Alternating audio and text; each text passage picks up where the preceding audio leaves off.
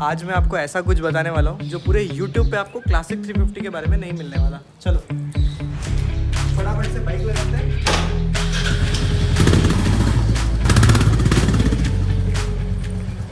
Hello guys, welcome back to my channel. My name is Kabir John and you watching my channel Kabir ride.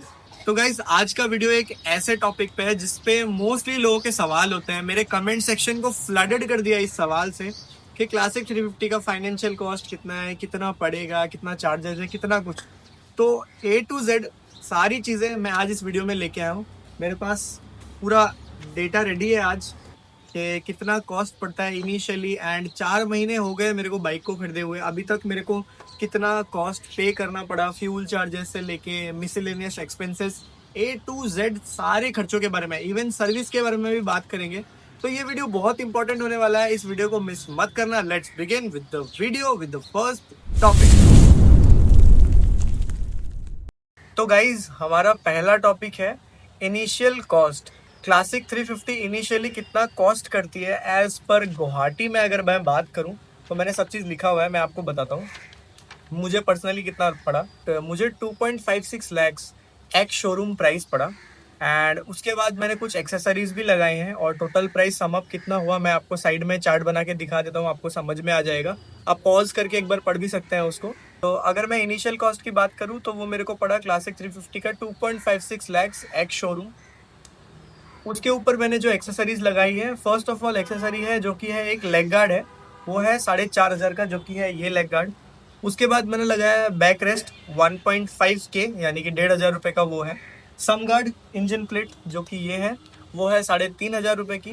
साथ में मैंने लिया है एक एक्सटेंडेड वारंटी जो कि मेरे को पड़ा है 4,000 रुपये का।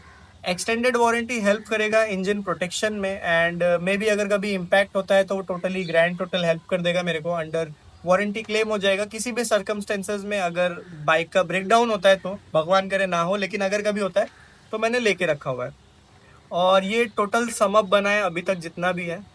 और मैंने इसके ऊपर लिया है इंश्योरेंस इफ्को टोक्यो कंपनी का, है ना। पहले जो मेरे पास बाइक थी उसमें चोलामंडलम का था, इस बार इफ्को टोक्यो का मिल रहा था तो वही मैंने ले लिया।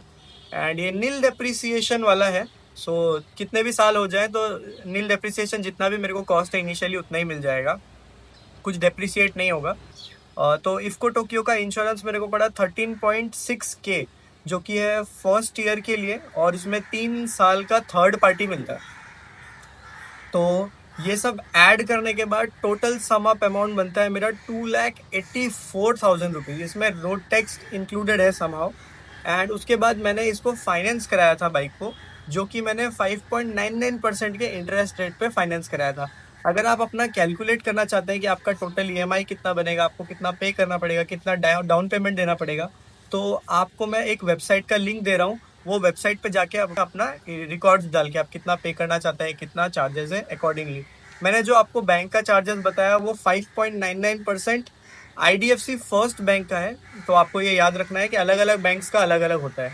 मेरा टोटल इनिशियल कॉस्ट बनता है 2,84,000 रुपीज़ ओनली। इसके ऊपर मैंने कुछ भी इंटरेस्ट रेट नहीं जोड़ा है, जो है इन टोटल में यही है। मुझे जो पड़ा है टॉप मॉडल का 2024 एडिशन में, तो 2025 में भी ऑलमोस्ट प्राइस सम और वॉट इतना ही रहने वाला है, ज़्यादा कुछ फ्लक्चुएशन होने नहीं वाला। और until and unless Nirmala Sitharaman कुछ करें, तो बस इतना ही है जो है कॉस्टिंग को लेके पार्ट को। अब हम लोग का सेकेंड पॉइंट आता है फ्यूल को लेके। फ्यूल कॉस्ट मैंने अभी तक 4 महीने हो चुके हैं, 4 महीने और 2 दिन हो चुके हैं अभी तक बाइक को खरीदे हुए, till the date from delivery till now. तो अभी तक मैंने बाइक को 2,650 किलोमीटर्स अभी तक राइड कर लिया है, ठीक है। तो मेरे पास पूरा चार्ट है, मैंने कितना फ्यूल एक्सपेंस हुआ मेरा अभी तक का। तो मैंने 2,650 किलोमीटर्स चलाया, जहाँ पे मैंने एक राइड किया, 2 राइड किया। एक राइड किया मैंने शिलोंग राइड, जो कि 200 किलोमीटर 250 किलोमीटर का था। उसके बाद मैंने एक भूटान राइड किया, वो भी कुछ 200-250 किलोमीटर के आसपास था। तो ये 2 मेजर राइड्स थे जो मैंने अभी तक एक ही दिन में सिंगल डे में 200 किलोमीटर प्लस चलाया है। बाकी तो नॉर्मल कैजुअल कॉलेज से घर, घर से कॉलेज, एंड यहाँ वहाँ मार्केट प्लेसेस जाने के लिए। तो टोटल मैंने 2,650 किलोमीटर चलाया। अब मैं अगर माइलेज कैलकुलेट करूँ तो मैं 32 किलोमीटर्स पर लीटर एज अ स्टैंडर्ड पकड़ रहा हूँ, क्योंकि 500 किलोमीटर्स के नीचे कम माइलेज मिलता है। तो 32 मेरे हिसाब से ऑलमोस्ट उतना ही होना चाहिए, 500 रुपये से ज़्यादा का डिफरेंस नहीं आने वाला है इन टोटल में। तो टोटल किलोमीटर्स को अगर मैं टोटल माइलेज के साथ में डिवाइड करूँ तो मिलता है 82.81 लीटर्स, जो कि यूज़ हुआ था इतना लीटर फ्यूल। तो 98 रुपीज़ पर लीटर गुवाहाटी में फ्यूल कॉस्ट है, उसके हिसाब से मैं 98 मल्टीप्लाइड बाय 82.81 जितना लीटर यूज़ हुआ, तो मेरा टोटल कॉस्ट बनता है 8115.38 रुपीज़। तो 8,120 रुपये के आसपास में फ्यूल मेरा यूज़ हुआ। तो ये मेरा टोटल फ्यूल कॉस्ट था बाइक राइडिंग को लेके, कि मैंने 4 महीने में जितना भी बाइक को राइड किया। तो अगले टॉपिक पे हम लोग बात करने वाले हैं, जो कि है इंश्योरेंस एंड डॉक्यूमेंटेशन। तो इंश्योरेंस एंड डॉक्यूमेंटेशन एक बाइक को परचेज करने के टाइम पे सबसे इम्पोर्टेंट पार्ट होता है, क्योंकि मैंने जो इंश्योरेंस लिया हुआ है वो इफ्को टोक्यो का है इस बार। जो सेकंड बाइक थी मेरी वो भी एक क्लासिक 350 है। अगर आपको उसकी स्टोरी नहीं पता है उसके साथ क्या हुआ तो कमेंट करना, मैं ज़रूर बताऊंगा। तो अभी इस टॉपिक पे वापस आते हैं।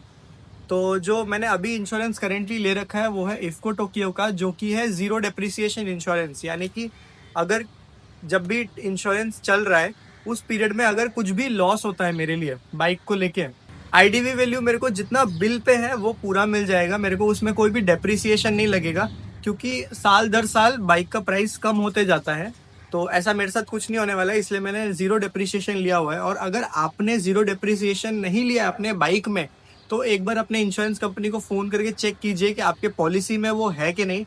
एंड अगर नहीं है तो वो अगले साल आप रिन्यू कर सकते हैं अपने बाइक के लिए जब खरीदते हैं इंश्योरेंस। तो वो बहुत ज़रूरी है, याद रखना है कि आपको वो लेना ही लेना है। तो अगर मैं डॉक्यूमेंटेशन की बात करूँ तो डॉक्यूमेंटेशन खास कुछ ज़रूरत नहीं पड़ा। पैन कार्ड, आधार कार्ड, वोटर आईडी, जो भी बेसिक डॉक्यूमेंट्स है। आपका अगर बिल बना रहे तो इलेक्ट्रिसिटी बिल में भी घर का रेसिडेंशियल सर्टिफिकेट, बस इतना ही। और अगर किसी के पास गवर्नमेंट जॉब है, अगर आपके पास है तो वेल एंड गुड, आपको फाइनेंस बहुत आराम से मिल जाएगा। आपको डाउन पेमेंट में भी कुछ डिस्काउंट मिलेगा, कम दे सकते हैं आप डाउन पेमेंट। शायद मिनिमम 50,000 डाउन पेमेंट है for every one as a standard, तो आप उतना डाउन पेमेंट देके ले सकते हैं। गवर्नमेंट एम्प्लॉयज़ के लिए वो आई गेस 15 to 10,000 के आसपास आ जाता है। अगर किसी का गवर्नमेंट जॉब है तब वेल एंड गुड, उसके लिए अच्छा है कि वो कम डाउन पेमेंट में दे सकता है। लेकिन अल्टीमेटली उसका कॉस्ट बढ़ जाता है वापस से, क्योंकि उस पर इंटरेस्ट रेट्स लगता है। तो ये एक रीज़न बन जाता है मेजरली। अगर मैं कंपेयर करूँ इंश्योरेंस कंपनीज़ को, तो इंश्योरेंस कंपनीज़ में खास डिफरेंस कुछ है नहीं, सब सेम ही है लगभग। जितने भी ऑफरिंग्स हैं सबका अच्छा है।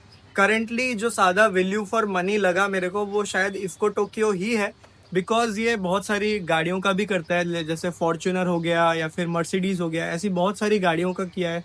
ट्रक्स हो गया, गवर्नमेंट बसेस का है। तो अगर गवर्नमेंट यूज़ करती है तो रिलायबल ही है। एंड तो आप ये भी ले सकते हैं। और इसको परचेस करने के लिए आप शायद अपने फ़ोन से भी कर पाएंगे, मुझे अच्छे से आइडिया नहीं है, लेकिन आप कर पाएंगे। मैंने तो शोरूम से लिया था, एज अ स्टैंडर्ड मिल जाता है। और हाँ, शोरूम से लेने का फ़ायदा एक ये है कि किसी भी एक्सीडेंटल केस में अगर आपकी बाइक कहीं पे भी ठुकती है तो आपको पहले प्री पेमेंट करने का ज़रूरत नहीं है। आपको वो लोग इंश्योरेंस में ही पैसा काट लेंगे। यानी कि बाइक ठीक करने के वक्त क्या होता है किसी इंश्योरेंस कंपनी में, कि वो आपको बोलेंगे कि पहले आप जो भी रिपेयर है उसको अपने पैसे से करा लीजिए, उसके बाद में जो भी अमाउंट बनेगा वो हम लोग कैलकुलेट करके आपके अकाउंट में भेज देंगे। लेकिन ये वाला प्रोसेस तभी होगा जब आपने ऑनलाइन कहीं से लिया हुआ है। अगर आपने शोरूम से लिया हुआ है तो शोरूम वाले कैशलेस हैंडल करेंगे उसको, वो उन लोग का झमेला है, आपको 1 रुपया भी देने का जरूरत नहीं है। That's it for insurance and documentation. अब बढ़ते हैं नेक्स्ट पार्ट की तरफ। हमारा नेक्स्ट टॉपिक है सर्विस एंड मेंटेनेंस। तो क्लासिक 350 की अगर मैं सर्विस के बारे में बात करूं तो क्लासिक 350 की फर्स्ट सर्विस का जो मैंने पे किया वो मैंने किया 1K, यानी कि ऑलमोस्ट 1,000 रुपीज़। ये पहली बार से बहुत कम हो गया इस बार, शायद कुछ सर्विस किट माइनस हुआ है इसके लिए। एंड इसमें एक फ्यूल चेंज हुआ था, साथ में वॉशिंग हुआ, चेन क्लीन, चेन ल्यूब हुआ था, तो वो टोटल एडजस्टमेंट्स था। बस इतना मेरे को पड़ा था। और उसका मेरे को सर्विस किट भी था इसमें एक, तो उसका मेरे को कॉस्ट पड़ा था 900 समथिंग। तो 1K, अगर आपने वो वीडियो नहीं देखा है तो मैं लिंक दे देता हूँ डिस्क्रिप्शन में और यहाँ पे आई बटन पे भी, तो आप वहाँ से देख सकते हैं वो वीडियो। तो मेंटेनेंस की अगर मैं बात करूँ तो क्लासिक 350 के मेंटेनेंस में मेजरली मैं 2 चीज़ों का यूज़ करता हूँ। फर्स्ट ऑफ ऑल है एक पॉलिश, जो आपने वीडियो में देख रखा है ऑलरेडी, और अगर वीडियो नहीं देखा तो वो भी वीडियो में डिस्क्रिप्शन में दे रहा हूँ, आप देख सकते हैं, बहुत अच्छा है। साथ में मैं यूज़ करता हूँ 3AM का एक वैक्स। जो कि है लिक्विड वैक्स, जो कि बहुत काम आता है प्रोटेक्शन के लिए। तो मेजरली मैं दो चीज़ें पॉलिश के लिए यूज़ करता हूँ और पेंट प्रोटेक्शन के लिए। अगर मैं बात करूँ क्रोम मेंटेनेंस के लिए, तो मैं क्रोम मेंटेनेंस के लिए यूज़ करता हूँ एक मेटल पॉलिश, जो कि है ऑटो सोल कंपनी का। दिख रहा है आपको, ये है वो metal polish Autosol company का। तो ये मेटल पॉलिश मैं इंजन पे अप्लाई कर सकता हूँ और जितने भी एल्यूमिनियम पार्ट्स हैं एंड मेटल पार्ट्स हैं वहाँ पे अप्लाई करके उसका शाइन रिटेन कर सकता हूँ। जिसमें भी वाटर मार्क्स रह जाते हैं वो सारे रिटेन हो जाते हैं। और बेसिकली अगर मैं मेंटेनेंस के बारे में बात करूँ तो वॉशिंग के चार्जेस कुछ मेरे को देने पड़ते हैं। अगर मैं महीने में एक बार वॉश कराता हूँ तो मे बी 100 रुपीज वहाँ पे जाता है। अभी तक मैंने वॉशिंग सेंटर में 2-3 बार ही वॉश कराया, तो 200-300 रुपये वॉशिंग। बाकी मैं घर पे खुद अपने हाथ से धोता हूँ तो एकदम क्लीन रहता है उस तरह से बाइक। एंड लंबे समय में आपको ज़्यादा कॉस्ट भी नहीं पड़ेगा अगर आप खुद धो पाते हैं अपनी बाइक को। तो आपको सीखना पड़ेगा कि कैसे वॉश करना है और वॉश कैसे करना है, इसके लिए भी एक मैं वीडियो बहुत अच्छा लेके आऊँगा। So wait and watch for that video too. तो मेंटेनेंस में सम और वोट बस इतना ही है, ज़्यादा कुछ मेंटेनेंस का खर्चा है नहीं। अभी तक बाइक में कुछ भी टीयर डाउन नहीं हुआ है। तो ये पॉइंट यहीं पे खत्म होता है। अब बढ़ते हैं अगले पॉइंट की तरफ। नेक्स्ट टॉपिक है हमारा daily running and miscellaneous expenses. तो ये टॉपिक को मैं इसीलिए इंक्लूड कर रहा हूँ क्योंकि डेली रनिंग में हो सकता है कि किसी आदमी का चार्जेस पड़े। वैसे तो मैंने पर्सनली कुछ डेली रनिंग में खास खर्चा किया नहीं है। जो खर्चा किया है वो फ्यूल कॉस्ट को लेके किया है। अगर मैं बात करूँ तो शायद वो कहीं कहीं पे लोगों का पार्किंग फीस आ सकता है। अगर आप बड़े सिटी में रहते हैं तो आपको पार्किंग वगैरह देना पड़ेगा बाइक का, जो कि बहुत ऑब्वियस है, वो तो देना ही पड़ेगा। आपको मेजरली अपने बाइक को सेफ करने के ऊपर ध्यान देना है कि आप इसको कहाँ रखते हैं। मेरे साथ ऑलरेडी ऐसा हो चुका है कि मेरी बाइक चोरी हो गई है। तो मैं इस चीज़ का बहुत खास ध्यान रखता हूँ कि मैं इसको पेड पार्किंग में ही पार्क करूँ। एंड इसीलिए मैं चार्जेबल रख रहा हूँ, उसको इसमें ऐड कर रहा हूँ। मिसलेनियस एक्सपेंसेस में हो सकता है कभी आपका टायर पंक्चर हो, तो टायर पंक्चर रिपेयर वही 100 रुपए के आसपास पड़ता है। इतने में आपका पंक्चर रिपेयर हो जाएगा मेजरली, क्योंकि ये ट्यूब टायर है तो इसलिए कभी हो सकता है पंक्चर। और डेली रनिंग में खास मैंने कुछ नोटिस किया नहीं है खर्चा। कॉलेज से घर, घर से कॉलेज बाइक स्मूथली चलती है, कोई इशू नहीं है। कभी कदार इंजन में से टैपेट नॉइस आता है वो गर्म होने के बाद। मैंने जितना बात किया अपने फ्रेंड से, सबके बाइक में ऑलमोस्ट है ये चीज़। तो इतना कुछ बड़ा कॉन नहीं है ये। तो डेली रनिंग का आई वुड से कुछ चार्ज लगना हो तो मैं उसको जीरो ही रखूंगा, क्योंकि मेरे को तो पर्सनली कुछ देना नहीं पड़ा। अगर आप अच्छे से राइड करते हैं अपनी बाइक को तो टेयर एंड वेयर होने का कोई चांस नहीं है। बहुत रगेड मशीन है ये, ऐसा चांसेस आराम से नहीं होता है ये सब चीज़ें। तो मैं इस कॉस्ट को जीरो ही रखूंगा करेंटली। अब बढ़ते हैं अगले पॉइंट की तरफ। तो वो अगला पॉइंट है मेरा gadgets used on my classic 350। तो क्लासिक 350 के ऊपर में मैंने बहुत सारे गैजेट्स यूज किए हैं। मेजरली सारे सेफ्टी गैजेट्स हैं, जो कि है फर्स्ट मेरा जीपीएस, जो कि मेरे 2800 का पड़ा था, 3000 ऑलमोस्ट लेबर चार्ज मिला के। तो वो मेरा जीपीएस है। अगर आपने वो वीडियो नहीं देखा है तो वो वीडियो देखिएगा, डिस्क्रिप्शन में बहुत जरूरी है। आपका वारंटी वॉइड नहीं होगा, आपका वायर कटिंग का जरूरत नहीं है और आप आराम से उसको इंस्टॉल करा सकते हैं। लाइव एक्टिविटी चेक करते हुए इंजन लॉक करने का फैसिलिटी भी है through phone around the world. तो वो एक बहुत अच्छा फीचर है उस जीपीएस का। अजाज का जीपीएस है, मैंने पर्सनली रिव्यू किया है एंड बहुत लोगों ने उसको खरीदा है मेरे रिव्यू से। तो आप वो भी एक बार चेक कर सकते हैं। सेकेंडली मैं यूज करता हूँ एक अलार्म लॉक, जिसका वीडियो मैंने बना रखा है। वो भी अगर आपने नहीं देखा है तो वो भी देखिए। वो डिस्क पे लगता है एंड अगर कोई बाइक को टच करता है तो वो बजर बजेगा उसमें। तो वो भी एक बहुत बेनिफिशियल चीज है। अगर आप इसको ऐसी जगह पार्क करते हैं जहाँ पर लोग मोस्टली बैठते हैं या फिर कोई कुछ सामान रख देता है, तो उस जगह आपको बहुत काम आने वाला है। अब नेक्स्ट पॉइंट की तरफ बढ़ते हैं, जो कि है हमारा डेप्रिसिएशन एंड रीसेल वैल्यू। तो क्लासिक 350 को परचेस करने का मेजरली एक रीजन था कि क्लासिक 350 का डेप्रिसिएशन वैल्यू बहुत ही कम है। यानी कि क्लासिक 350 बहुत कम डेप्रिसिएट करती है ओवर द ईयर्स। करती है, ऐसा नहीं है कि नहीं करती है, करती है, लेकिन थोड़ा कम करती है। जो भी फाइबर बॉडी बाइक्स होती हैं वो बहुत जल्दी डेप्रिसिएट करती है, लेकिन क्लासिक 350 अपने स्टैंडर्ड ईयर्स में भी काफी अच्छा रीसेल वैल्यू दे देती है। 2,80,000 में खरीदा है तो अगर मैं इसको 5 साल बाद बेचूंगा तो मैं इसको शायद 1,90,000 रुपए में आराम से बेच पाऊंगा, क्योंकि इसका रीसेल वैल्यू ज्यादा ही रहेगा और उतने में मोस्टली नई बाइक्स आ जाती है। तो आप इसको बेच के कुछ और भी ले सकते हैं, वो आपका चॉइस है। रीसेल वैल्यू अच्छा मिल जाता है एज अ कंक्लूजन। अब हमारा लास्ट एंड फाइनल पॉइंट है, जो कि है final analysis of this bike, कि मेरा पर्सनल कंक्लूजन क्या है इस बाइक को लेके। तो गाइज अब वक्त है final conclusion and my verdict. तो क्लासिक 350 को खरीदना मेरे लिए एक चॉइस इसीलिए था क्योंकि क्लासिक 350 पर्सनली मेरे को बचपन से बहुत पसंद थी। इसका मेटल लुक मुझे बहुत ज़्यादा एंगेज करता था, इसके तरफ अट्रैक्ट करता था। तो metal bikes and heavy looks, साथ में इसका touring capability and masculine power bikes जो दिखती है ना, ये वो बहुत ही ज़्यादा मुझे मतलब एक्साइट करती थी बचपन से ही। तो इसलिए मैंने क्लासिक 350 लेने का सोचा था। जब मैं 19 साल का था तब मैंने पहली बाइक खरीदी थी एंड अब मेरे पास मेरी दूसरी बाइक है जो कि है क्लासिक 350 ही टॉप मॉडल। तो I have been a classic 350 fanboy since years and इसलिए मैंने इस बाइक को लिया। अगर मैं आपको कंक्लूजन के बारे में बात करूं कि मैं एज अ स्टूडेंट अभी इसको कैसे मैनेज करता हूं, तो फिलहाल तो पापा ही एक्सपेंसेस उठाते हैं। I don't really earn right now, future में करेंगे तब देखेंगे, लेकिन अभी पापा एक्सपेंसेस उठाते हैं मेजरली, और कोई खर्चा है नहीं। तो अल्टीमेटली कंक्लूजन मेरा ये बन रहा है कि बाइक का परचेज मेरे लिए एक ग्रैंड सक्सेस था, क्योंकि ये बाइक एक लॉन्ग टर्म विनर है।